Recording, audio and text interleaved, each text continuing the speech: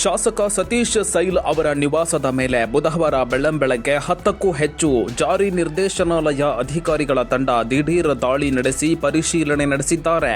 ಬೆಂಗಳೂರಿನಿಂದ ಬಂದ ಇಡಿ ಅಧಿಕಾರಿಗಳ ತಂಡ ದಾಳಿ ನಡೆಸಿದೆ. ಮನೆ ಎದುರು ಸಿಐಎಸ್ಎಫ್ ಸಿಬ್ಬಂದಿಯಿಂದ ಕಾವಲು ಹಾಕಲಾಗಿದೆ. ಶಾಸಕ ಸತೀಶ್ ಸೈಲ್ ಅವರು ಮನೆಯಲ್ಲಿ ಇಲ್ಲದಿರುವಾಗಲೇ ಅಧಿಕಾರಿಗಳ ತಂಡ ದಾಳಿ ನಡೆಸಿದೆ. 5 ಗೋವಾ ನೋಂದಣಿ ಹಾಗೂ 1 ಬೆಂಗಳೂರಿನ ನೋಂದಣಿ ಹೊಂದಿದ ಕಾರು ಸೇರಿದಂತೆ ಒಟ್ಟು 6 ವಾಹನಗಳಲ್ಲಿ ಇಡಿ ಅಧಿಕಾರಿಗಳು ಆಗಮಿಸಿದ್ದಾರೆ. ದಾಳಿ ನಡೆದ ಸಮಯದಲ್ಲಿ ಶಾಸಕ ಸತೀಶ್ ಸೈಲ್ ಅವರು ಮನೆಯಲ್ಲಿ ಇರಲಿಲ್ಲ. ಮನೆಯಲ್ಲಿ ಶಾಸಕರ ತಾಯಿ ಮಾತ್ರ ಇದ್ದು ತಲಾಶ್ ಮುಂದುವರೆದಿದೆ. ಈ ಹಿಂದೆ ನಡೆದ ಬೇಲೆಕೇರಿ ಅದಿರು ನಾಪತ್ತೆ ಪ್ರಕರಣದಲ್ಲಿ ಜನಪ್ರತಿನಿಧಿಗಳ ನ್ಯಾಯಾಲಯದಿಂದ ಶಿಕ್ಷೆ ಪ್ರಕಟವಾಗಿತ್ತು. ಬಳಿಕ ಮೇಲ್ಮನವಿ ಸಲ್ಲಿಸಿದ ಅವರು ಕೊಂಚ ರಿಲೀಫ್ ಆಗಿದ್ರು. ಆದರೆ ಇದೀಗ ಯಾವ ಪ್ರಕರಣದ ಹಿನ್ನೆಲೆ ದಾಳಿ ನಡೆದಿದೆ, ಯಾವ ರೀತಿ ಪರಿಶೀಲನೆ ನಡೆದಿದೆ ಎನ್ನುವ ಬಗ್ಗೆ ಮಾಹಿತಿ ತಿಳಿದು ಬರಬೇಕಿದೆ.